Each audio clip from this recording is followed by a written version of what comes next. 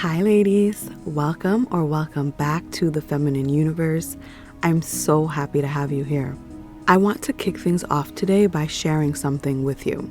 There are good men out there, kind men, respectful and reliable men, protector men, provider men. My word is my bond type of men. Everything is booked, just pack a few cute things type of men, okay?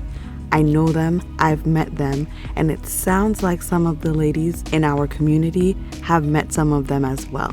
But being too caught up in the wrong man or being scarred from a previous toxic man can keep you from being open to something potentially great.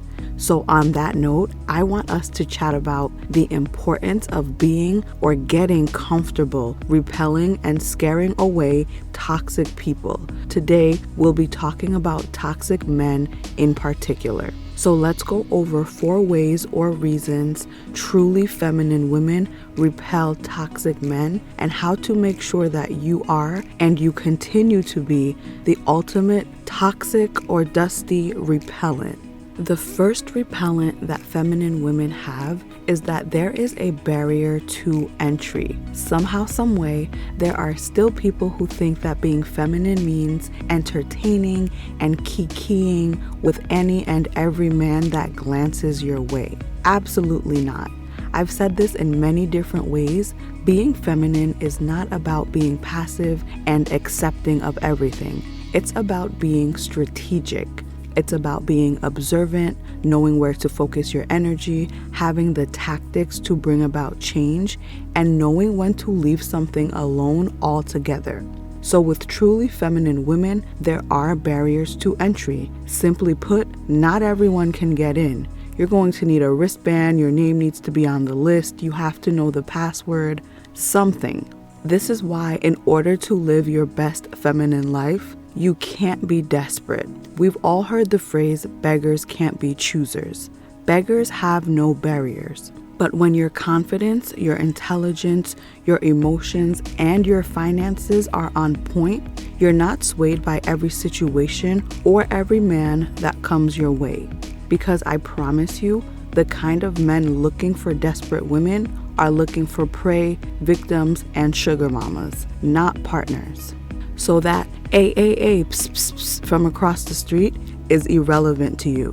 Any backhanded compliments, negging, or emotional manipulation also irrelevant to you. I'm not saying to be rude and have some weirdo go berserk on you.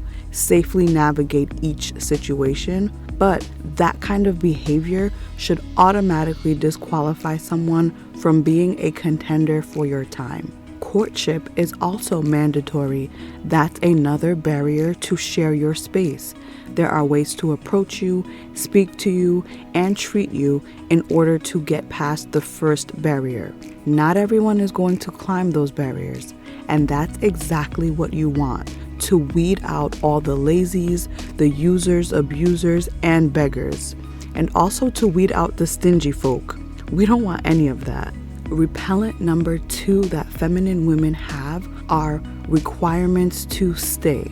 Now, having boundaries will keep out most toxic men, but there are some professional infiltrators. While some smooth talker or tactician may slip past the boundaries, they won't be able to stay if you have requirements to stay. If we look at the barriers to entry as security at the door that maybe someone can sneak past, the requirements to stay would be the security inside of the establishment, patrolling and making sure everything stays good and everyone is on their best behavior. Feminine women are very keen on using their intuition and observation skills. There are some women who, after they've been wined, dined, and courted, they stop paying attention. They believe that the version of the guy they met during the first few months is how he's always going to be, and they check out of the close observation phase. No, ma'am. Some men are just in it for the chase.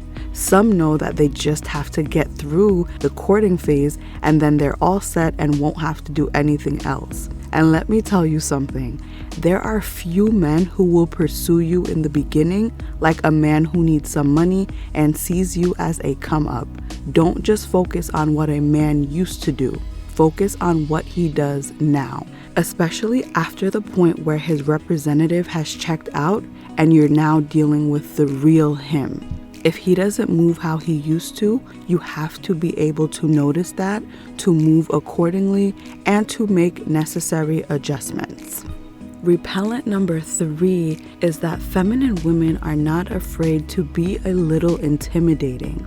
And I mean this in the sense of having standards and having things going on for themselves. Highly feminine women do not decrease themselves. I read this quote somewhere, I wish I remembered where, but I just memorized it and wrote it in my notes years ago. It says, "If you think I'm a lot, go find less."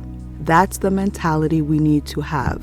You don't walk into Chanel and say, "This handbag is cute and all, but Target sells their handbags for way less." Not a dig at Target, I love my Target runs, but I'm just saying, Chanel is not going to lower their price because you say that. They will laugh and tell you to go ahead to Target then. In the same way, you do not decrease yourself, and if that's intimidating, then so be it. Now, you ladies are my girls, so I'm always going to keep it extra real with you. You cannot be walking around with a bad attitude, no interesting activities or hobbies to your name, haven't read a book since high school, rip and running through these streets, looking like you've been attacked by stray dogs, and then claim to be Chanel, okay? We're having this conversation assuming you're putting in the work to be your absolute best self as well. We can't have all these requirements for men yet be Dustinas. Let's not do that. Some people like to use the phrase, "I intimidate men," as a cop-out for all the wrong reasons. We'll talk about that another time. But right now, I'm talking about being intimidating through having standards and having things going on so that you're not dropping everything the second you meet a man. Repellent number 4 is that extremely feminine women are never too attached and they are always willing to walk away. Now, someone might ask, should I not be close or attached to a guy I'm dating? Should I not be close or attached to my boyfriend? Of course you should. You're building, you're getting to know each other. This person can end up being your life partner. But the key word is too, as in too attached. No man you're dating should ever feel like he can't breathe, and especially shouldn't feel like I can do anything to this girl and she won't leave me. That sounds extreme, but I've heard that said verbatim. I can cheat, lie, not acknowledge our anniversary, disappear for days at a time, and she will stay with me. When women are too attached, clingy, needy, or dependent, they get mistreated. Also, avoid falling into the trap of continuously giving him a quote-unquote piece of your mind with no action. Some women will say to me, "No, I don't let bad behavior slide. I speak my mind when he acts up." But baby, you've been speaking your mind for 2 years and that behavior hasn't changed. He's learned that, sure, she'll huff and puff, but she's still not going anywhere. Any man you're seeing should feel like the condition to me being with this incredible woman is continuing to treat her well. And he should have the same condition for you. No one, man or woman, should accept being used, treated poorly, or being unappreciated for the sake of company or not being alone. Or the dreaded, "but we've been together so long." That's not a reason to stay with someone who's treating you poorly. And those are the 4 ways and reasons that truly feminine women will repel toxic men. They're not trying to do all of that.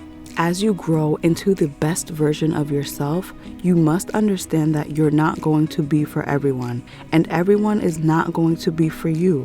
I want you to not only be okay with that, I want you to be thankful for it. By avoiding the toxic men, you maintain your peace and sanity, and you also leave room in your life for some of the great men out there who want to do right by you. Let me know in the comments some of your best ways to repel or spot toxic men, and let me know if you guys want me to do the types of men you should look out for video.